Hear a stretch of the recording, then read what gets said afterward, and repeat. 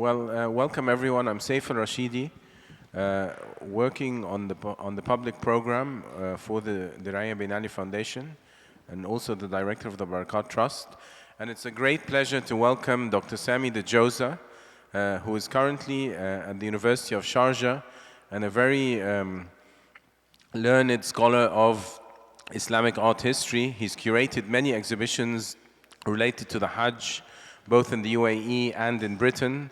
He's written extensively about calligraphers who worked on Medina and Mecca, on the Mamluks and their contribution to the holy shrines, and has spent an extensive period of time researching the keys to the holy Kaaba, of which you can see actually keys to the Kaaba on display in this exhibition.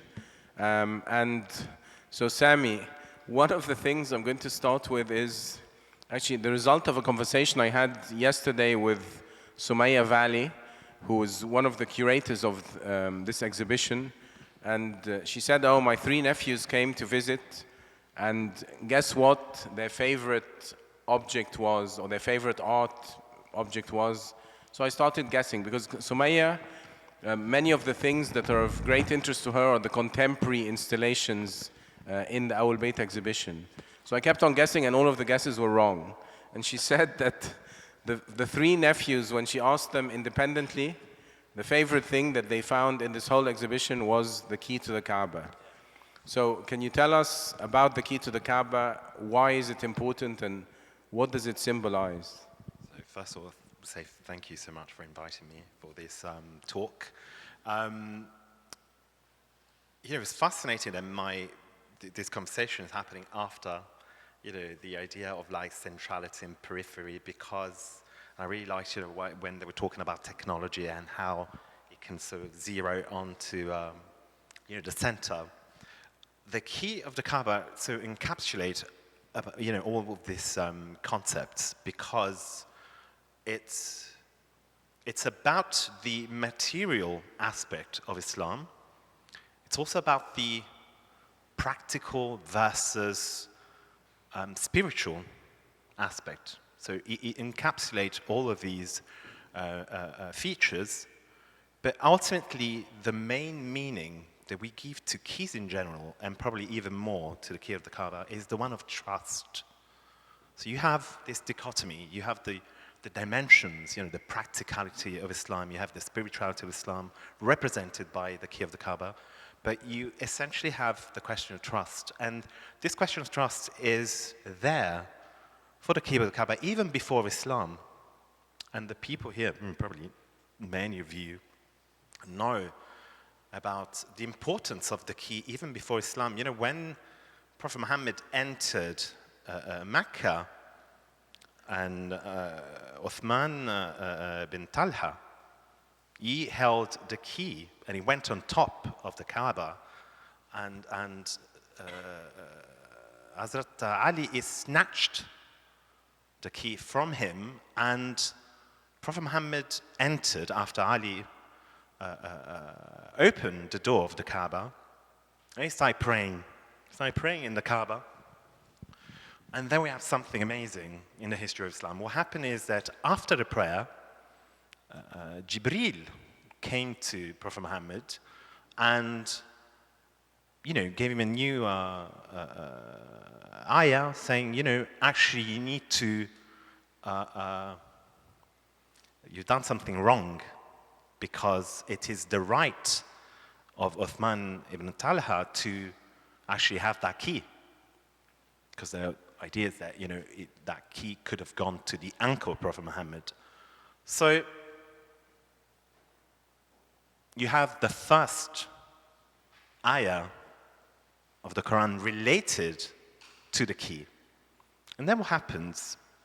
Prophet Muhammad goes and talks to Ali and tells him, and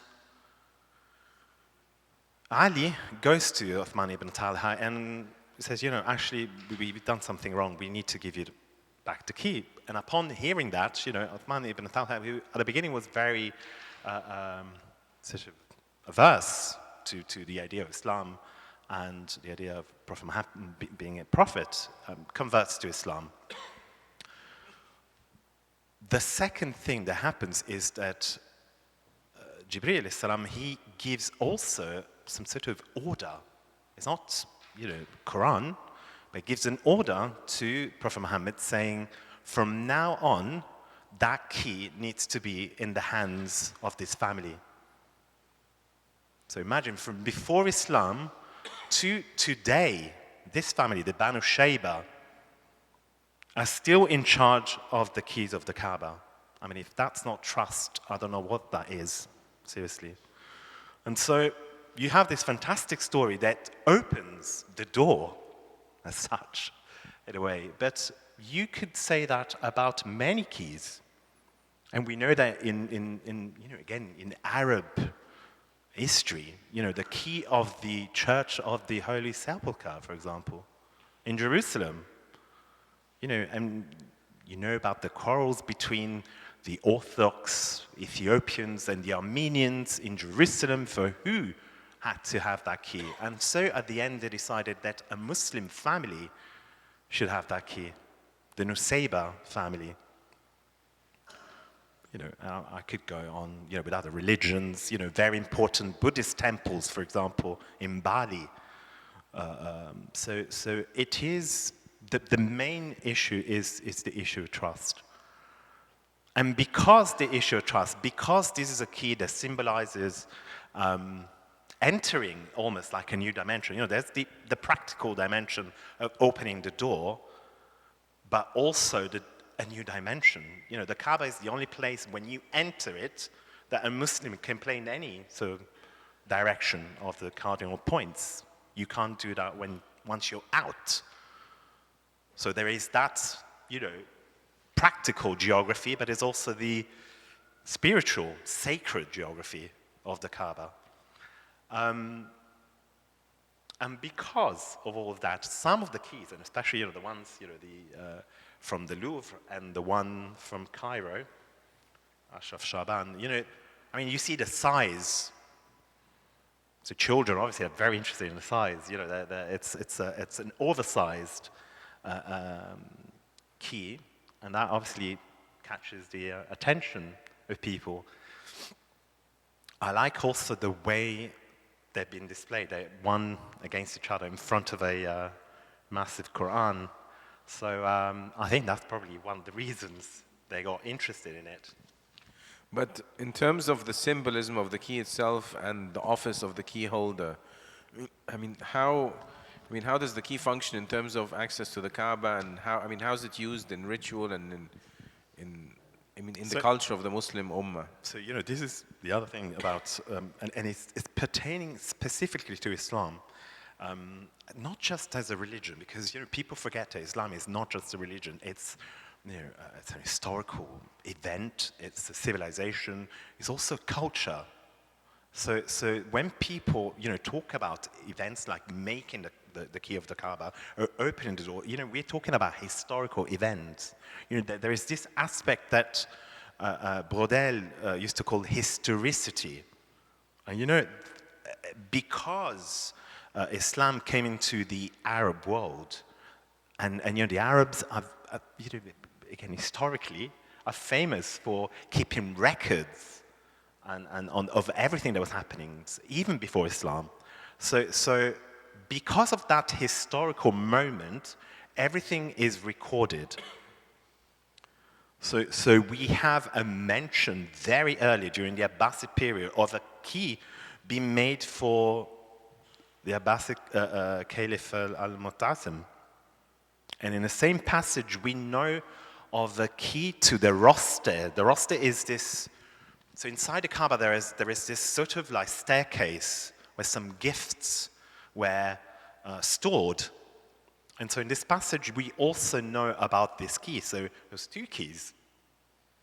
Oh, so there's a key to get in, and then the key to get in Or further? at least at that time. At least I'm not too sure about that moment, because when I see pictures or videos of the Kaaba in the inside, I don't see an upper floor.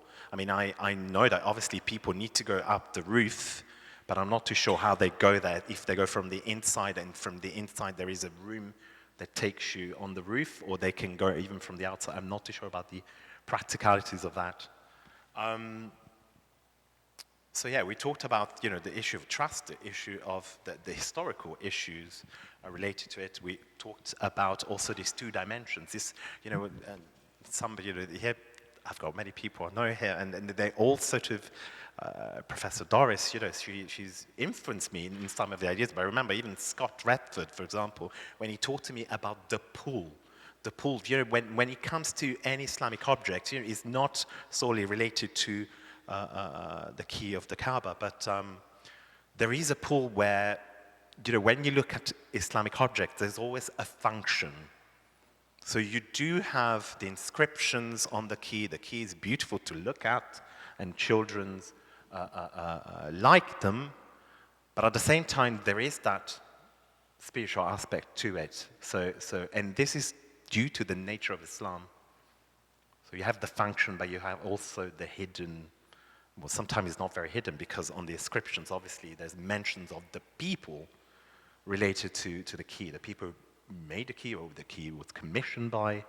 So can you tell us a bit more about the people who commissioned the keys and who made them, and how did these keys come about? Yeah, and obviously this is obviously the next step into some sort of understanding of the keys, because for obvious reasons, the people that are mentioned on the keys, on the inscriptions most of the times, are the people who are the holder of, since Mamluk times, of some of the titles that are related to the Haramain. Like the Khadam of the Haramain will be not the keeper in that, they'll still give the keys to the Banu Shayba, but obviously they're the ones who commission the keys. So the different sultans, the khulafa, and it's very interesting to read the names of these people and how they address themselves on the keys. Sometimes, for example, for some rulers who had problems of legitimacy, like, for example, some of the Mamluk rulers, some of the Mamluk sultans, they would add the name of a caliph whom they've appointed to legitimize their, the making of the key, rather than having their own names. Even Mamluk sultans, they were very powerful during their own time, during their own lifetime, like Sultan Baybars, for example. During his reign, you do not find his name on the key, but rather you find the name of the caliph who was appointed by him during that time. There is a mention of one member of the Banu Shayba, for example.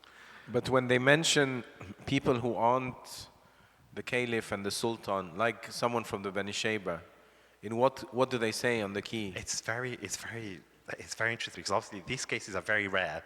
There's one case that I'm going to show you, and then there's the case of the gentleman from the Banu Shayba, that these keys were made by them or commissioned by them, and the function of the key, what it does, and this person commissioned the production of this key because the key would open the door of the Kaaba. Well, how often were these keys made? I know, like, for example, with the Kiswa, which is changed every year, there's an annual ritual associated with it. With the keys, did every sultan or every caliph have a key made in their name, or how does it work? I think there is no set rule, because different caliphs, different sultans had keys made, produced by them during their reign, but it's not a constant. And also we need to deal with what we have at the moment. So there is a question of trick of preservation.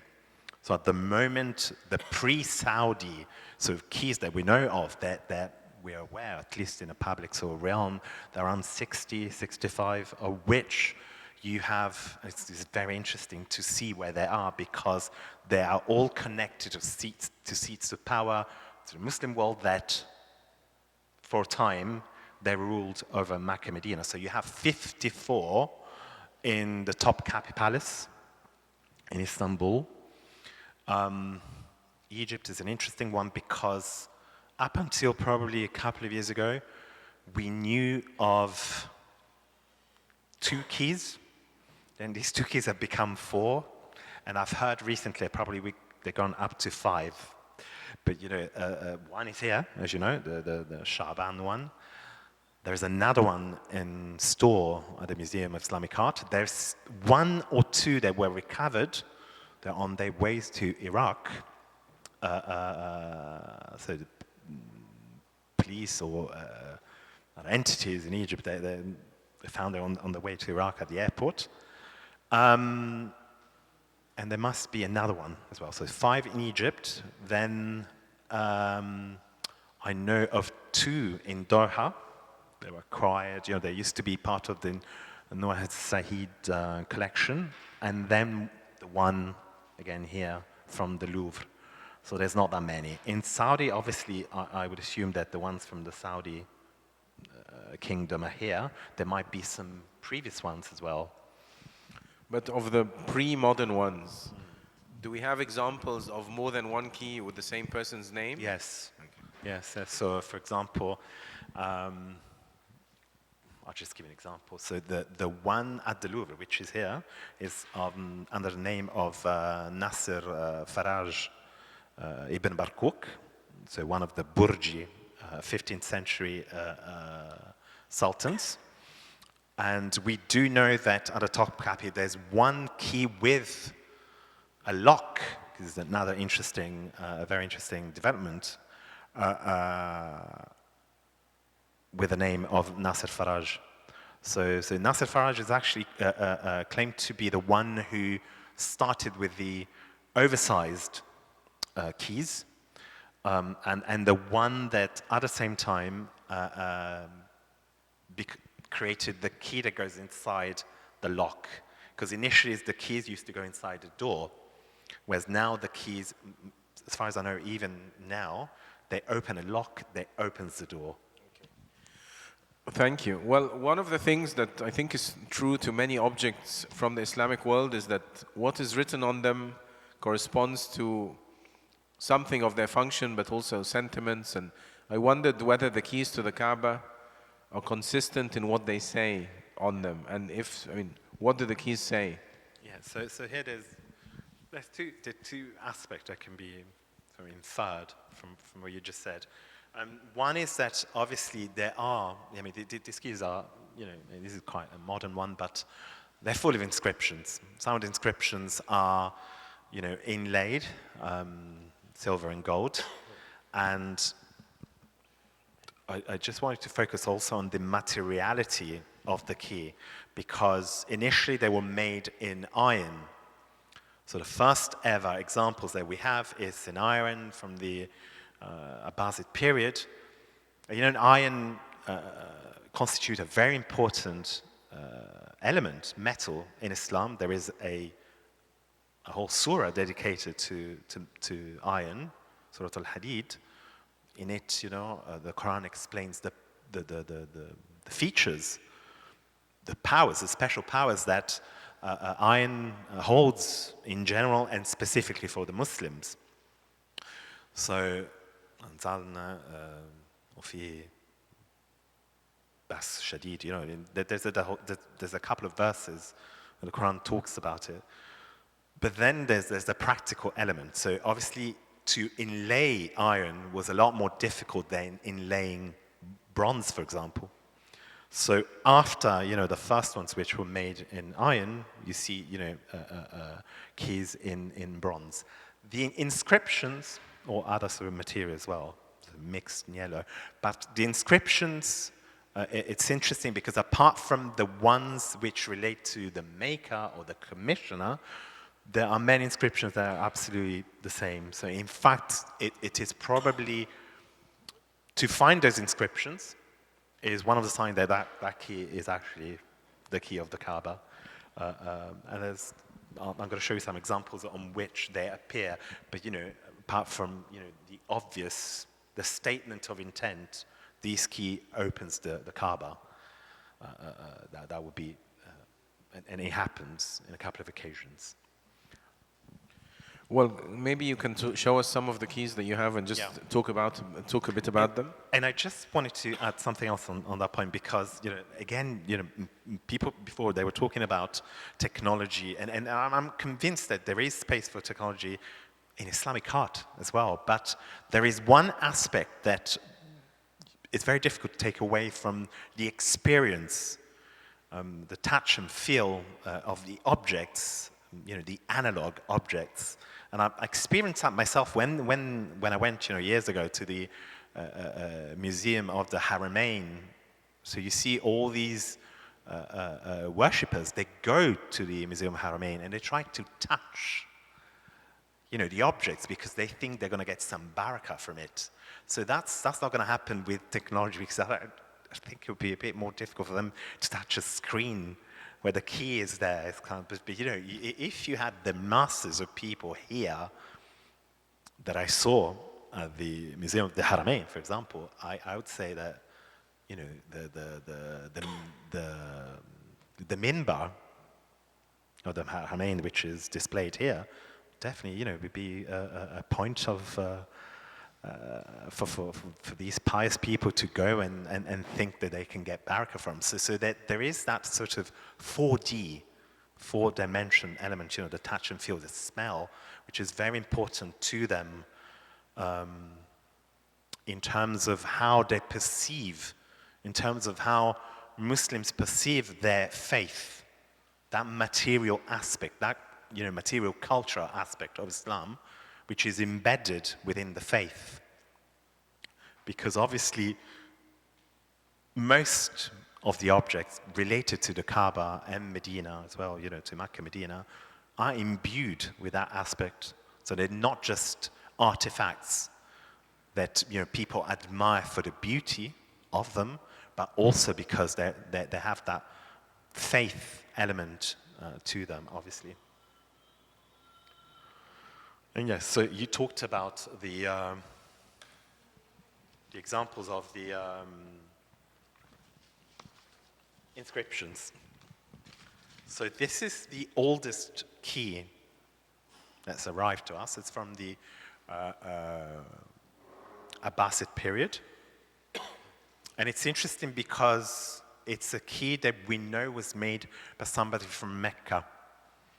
So we do know that some keys were made in the Hijaz, in Mecca, sometimes even Medina.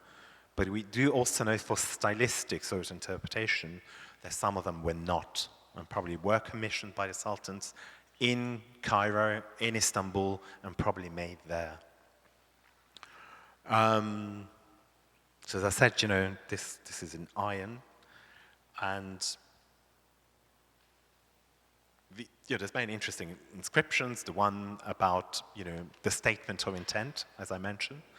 The one where, the key speaks and says, I'm made to open the Kaaba. Then you have some other interesting inscriptions that you find over and over. One is Surat al-Imran, verse 96 and 97, which talks about Mecca. And then you have Surat al-Fatih, where, the one about Mecca is actually very zahir, it's very apparent, because it does talk about Mecca. The one about the victory, the Surah of the victory, it's more about a meaning that obviously is clear to Muslims, which is you won this victory. You've had this very clear victory, obviously military victory, but now the heart test has come to you. So you've opened, you won this victory. Would you win? It's the eternal parable. Would you win the war, not against your enemy, but against yourself, against your nafs? So it's an ayah that reflects, is more reflective upon the Muslim. And obviously it would be towards the people who opened that door. The people who've been given victory, the people are able to open that door. So you open that door and it's fine, but would you Do you think you can win that battle? And so you find it in many occasions. Yes.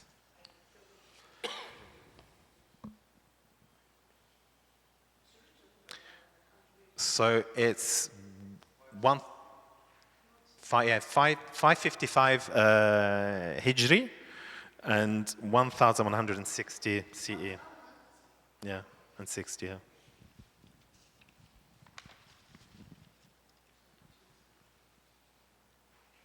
Do I? Do I need to do it against that? Oh, yes. Okay. Yeah. So this is the famous. I was very happy to see it here, actually, because I've seen it at the Louvre many times. And it's really, when you look at the dimensions of it, you know, it's a statement, because he realized, he probably, the Sultan Nasser, he did see the ones that were there before, and then he, I think he approved a renovation of the Kaaba. As part of this renovation in 1400, he then had his key made, and he changed the size, and then he started the year after that. I think he had one made with a lock. So in this one, yes, you know, there's that the inscriptions from the text of the Surah of the Victory, 1 and 2, ayah 1 and 2, where it says, yes, you've had this clear victory, but now we're going to make sure that you're guided to the straight path, and you know, whether you do it or not, Allah doesn't get anything in return from your actions. The third one is an example. Oh, sorry.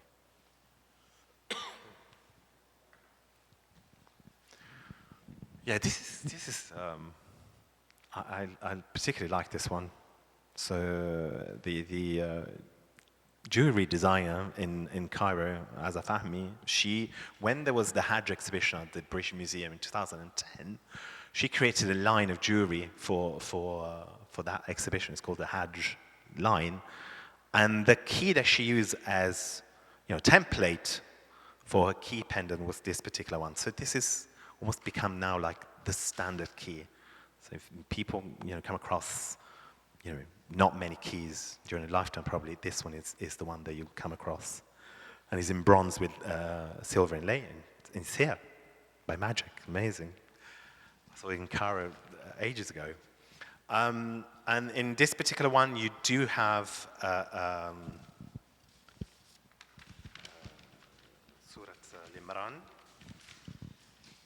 It's very clear that it is, if people were to question the nature of this key, once they read the inscriptions related to Al-Imran, إن أول بيت وعد للناس الذي ببكة مباركة وهدى للعالمين. Again, it's almost like a semi-statement of intent. Can you say the statement in English? Yes. So, surely the first house of worship established from humanity is the one at Bakka, the old name for Mecca, a blessed sanctuary and a guide for all. So it is very clear that the key is made for that place. He's trying to open that place, the house in Mecca. Oh,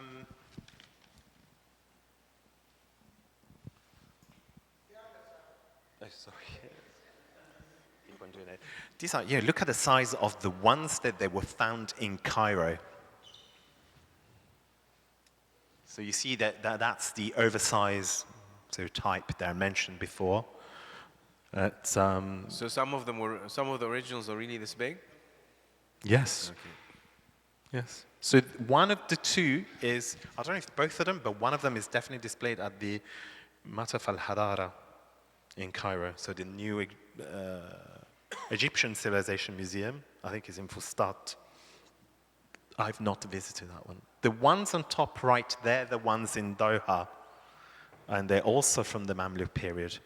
it's again, for people who study museum studies and so on, it's interesting because I'm not too sure if the curators here saw how Julia Gonella, the director of the Museum of Islamic Art in Doha, has placed them in what is called now the pilgrimage room in the museum in Doha, but it's a very similar way. So you enter this room and they're in front of you, like on both sides of the door, to individual cases. So they're both Mamluks, I think both from the 14th century, and they were part of a private collection before. This is just an example that I wanted to give you about, as I mentioned before, the evolution of the key. So you have first the key that goes into the door, and then with the late Mamluk period and Ottoman period as well, you have the keys that opens a lock mechanism. And thinking about the keys today, do they still follow these historic, does the key of the Kaaba today look very similar to the old ones? I think it does to a certain extent, but it's not exactly the same, obviously. I've sort of seen, probably the last couple of ones, and there is some sort of similarities, but they've got their own accents also with colors and gold. So on. It would be nice, I asked one of my students at university to create some sort of render with a display, because I've never seen ones from different periods or different museum in one display. And I think it would be something of great service to the public to do that, because you could see them, in one place, you can compare them, as you said, seeing the evolution, including those of the modern period.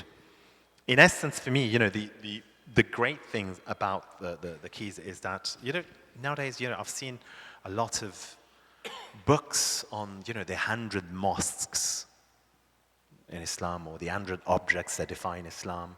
But, the key is a bit of, the holy grail of Islamic art, and collections and museums around the world, would love to have a key in their collections, but it's difficult, obviously, and they're limited in amount. So, but one key really encapsulates everything that we know about Islamic art. So, you can go to the key, to the inscriptions, to the maker, to the person who commissioned, and you get to the essence of the nature of Islamic art, which is that dual element of practicality with the spiritual. And I think, that there is no other object in the history of Islam, of material culture of Islam, that encapsulate that well. Thank you. So we started off thinking of trust, and what you're saying basically is that this object is both a practical thing, but it's also something very symbolic, and that it has very spiritual value to Muslims. All right, this is why, for example, I think the Qataris wanted them in their collections in the first place. They're probably thinking, are they opening the doors of Islam for them? I'm not too sure about that. They're definitely opening the doors of Islamic art for them, Their museums and their collections with these keys, they have a certain values. Without them, they probably have still value, but I think, especially for an experience of visiting the museum, a lot less. So if we were to say that there was one object that encapsulated the art of the Islamic world in many, many different ways, you think that it's the key to the Kaaba that is the object? I think it's a very good example, definitely, because as I mentioned, it covers all the aspects that we know: craftsmanship, patronage, center and periphery, by looking at who commissioned it, where it was made. And, even when it comes to questions about the centrality or central places of Islam, this is a very historical concept, because, they were before, I didn't want to intervene, but obviously we do know that Islam started here in Mecca, but, the center of Islam moved around. So it's a very good historical object to tell us also about the history of Islam. And it follows that, again, that Brodel sort of idea of the historicity of a culture, because through that object we can go back to the historical moment when it was made and who was ruling at that time and so on. So. Thank you. That was a really interesting conversation about a very important object, which is actually I think two examples are on display here, so please go and see them. I'm going to pass the mic, or I know maybe there's another mic, but if anyone has any questions for Sami, please go ahead and ask them.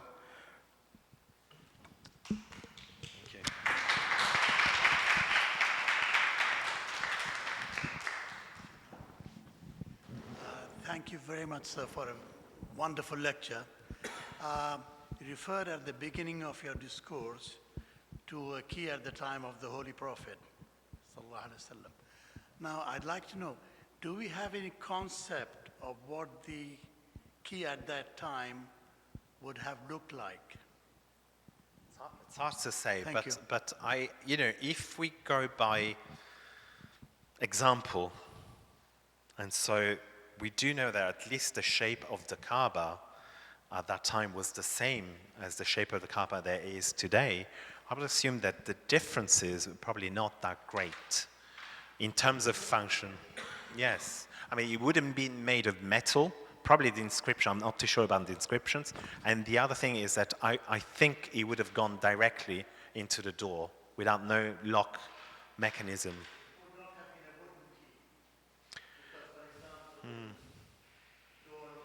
You have wooden keys. It could have been a wooden key as well, but it's very difficult to tell. It's very difficult to tell. I mean, that could be an option. The option that I assume I would go for is the one where the Muslims took what was there before and sort of improved upon. So if that is the case, and Muslims are very conservative when it comes to changing things that are related to the Kaaba. So if we get, during the Abbasid period, a key made of iron, I mean, there's a very strong chance that probably the key was made of iron even before. That's what I think. Yes, yes, yes, exactly. Thank you.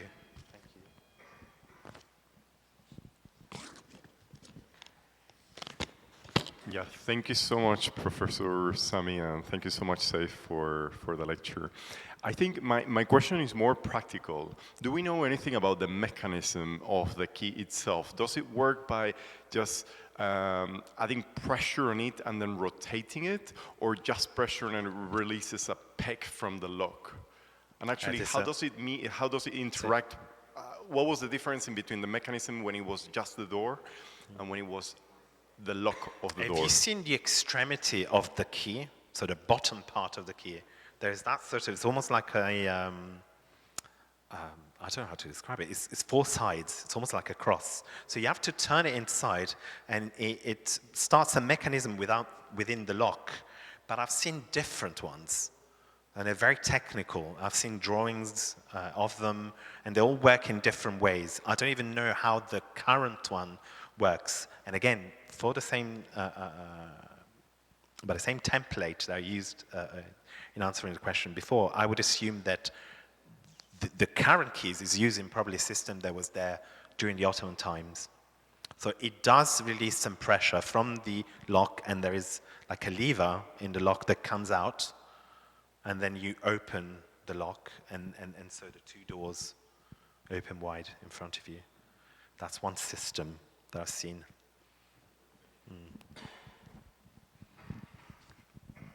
Sorry, I have one more related question. What did keys look like at that time, say in neighboring regions like Syria or Palestine or So I worked with Seif on a project in the past that had included also keys from the region. And you'd be surprised that they are very similar, not just Syria, Egypt, but also Iran. Do you remember those examples from Iran? So there is a mixture between, wanting the key and the lock to look beautiful, but also to make them secure. For especially for places like safes and places where the treasuries, so they all look in a very similar way, and they have the same sort of mechanism.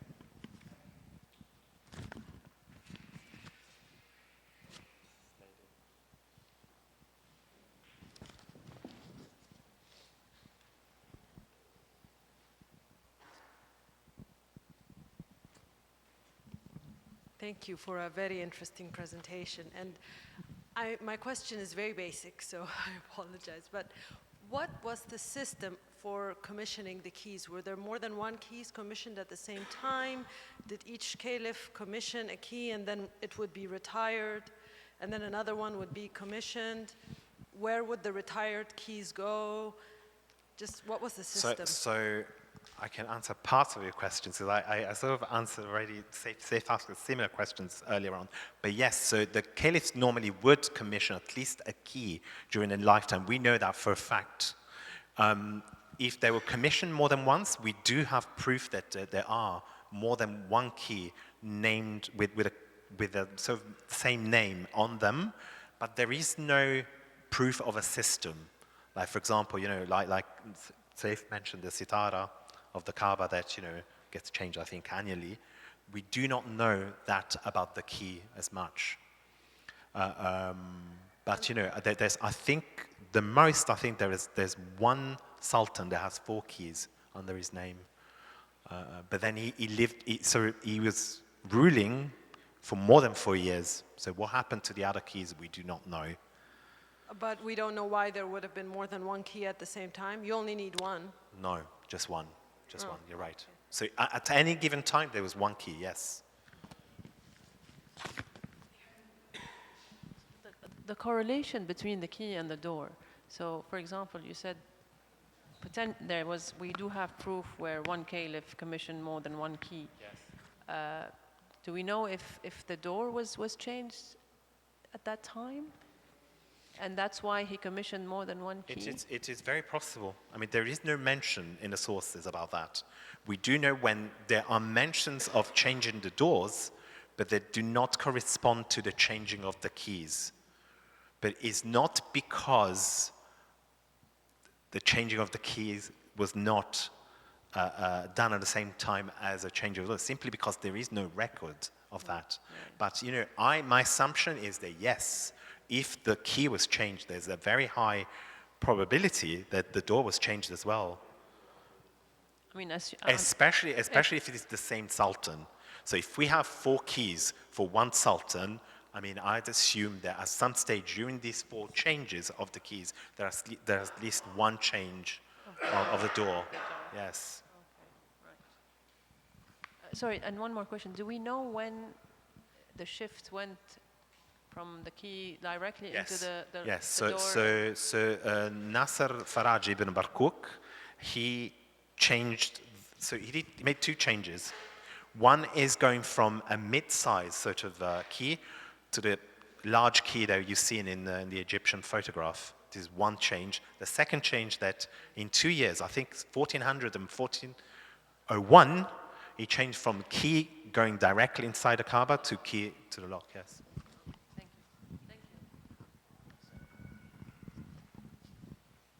Well, I was made to promise by my colleagues that given that I worked here, our session wouldn't go beyond the allotted time. So thank you very much, Sami. I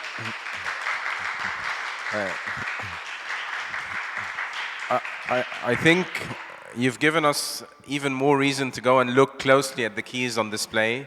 Had we not listened to your talk, we probably would have looked and been impressed, but I think everyone's going to go and scrutinize them. Our next talk by Professor Doris Abu Seif expands somewhat on the subject on this conversation and is about beauty in Arab culture. And after the talk, Doris will lead us, for those who are interested, to the Madar Gallery to look at some beautiful objects from the Islamic world on display in the gallery coming from different collections. So don't leave at the end of the talk, and instead follow Doris, because from my experience, the gallery is quite dark, so you don't want to lose her. But thank you, Sami, and welcome, Doris.